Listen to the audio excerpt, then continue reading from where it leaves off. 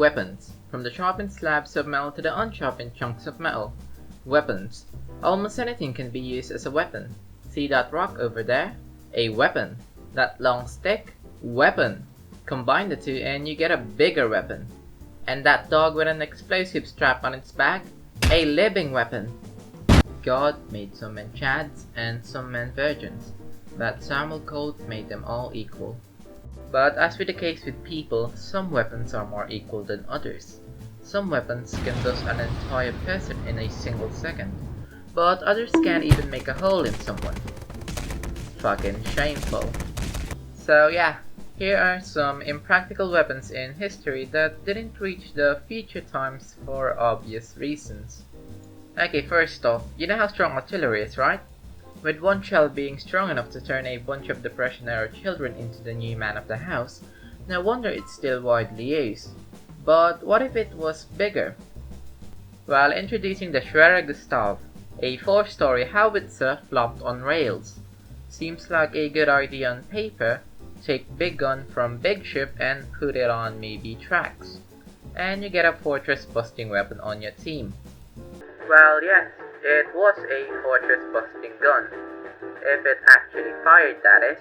Because in actuality, this clunky mass of steel took hours to reload, and by the time it had fired a shot, it'd already be getting carpet bombed by the enemy team.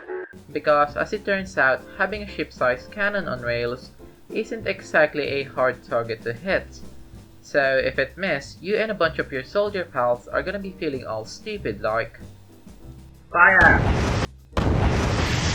Sir, are you sure this sneak attack is gonna work?" "Don't fret, brother. Of course it's gonna work. Our comrades in the front are distracting them after all." Okay man, try counting with your fingers this time and doing the math for the trajectory. God damn it, that's another 4 hours down the drain.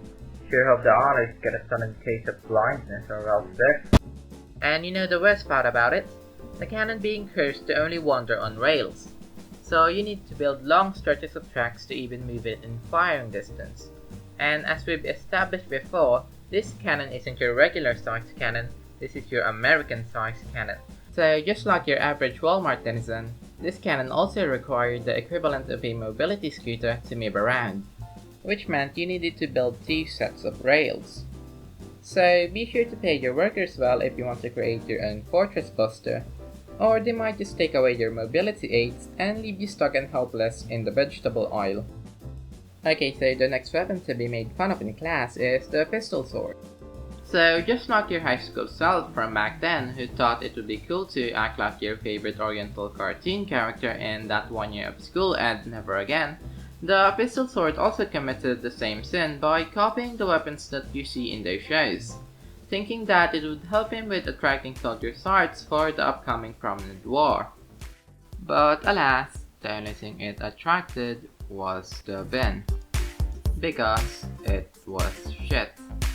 But personal anecdotes aside, and actually talking about the weapon. The pistol sword came into being many moons ago when an inventor by the name of John Bloodborne was hit with inspiration and was like, "Ah, fuck it, gun sword, people will love it." Mate, I don't think that's a good idea. Holy shit, it works! Gun and a sword, what's not to love about it? Well, it might have to do with it being designed for 2 different jobs that don't quite mesh well together, like confining infants and dogs. Separated they look cute on their own, but mixing the 2 creates an affront to God ill fit for this world. But anyways, you just end up getting a weapon that does poorly in both of the things it's designed to do. It's basically an overweight pistol that has the added bonus of being an off-balance sword. It'd fare much better if you just ditch one of the 2. But hey, you could say that it looks pretty sharp, right? Think fast, bullet round. Okay, so moving on. The Davy Crockett, a portable nuke launcher that came from the era of humanity when they were trying to awaken psychic powers. The Apache revolver. Same deal with the pistol sword, but even shittier. The Panjandrum, a giant rotating cheese-wheeled drum filled with explosives and propelled by rockets that frequently detached in testing. The Sticky Bomb, which was way too sticky and would stick to anything including yourself. The Anti-Tank Dog, what the fuck? And the Gay Bomb, which sadly doesn't exist. But if it did, you'd just end up giving a camaraderie bump to your enemies. So after talking about various weapons in history, I got hit with the same inspiration that those weapon designers got in their crack bench, which led me to coming up with a never before seen type of weaponry, the detonating floaty. So basically it's a brick of C4 in a floater that you release into the ocean. Okay, you might be thinking that this is just sea mines, but no, this is way better than that, because unlike that sea life genociding weapon, this can be quickly scooped up by people and easily be disposed of. So fuck you, it's totally different.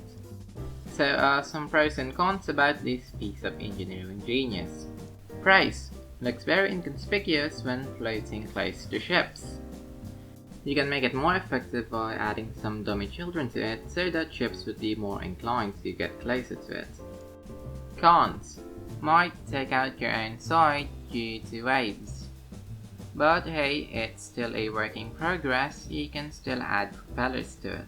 The main use I can think of for this would be releasing hordes of this into the ocean to take up those pesky border patrol agents that are stopping me from entering Iceland through legal until observed method, or as I like to call it, Schrodinger's law breaking. But oh well, that's all. Donate to Wikipedia and see ya.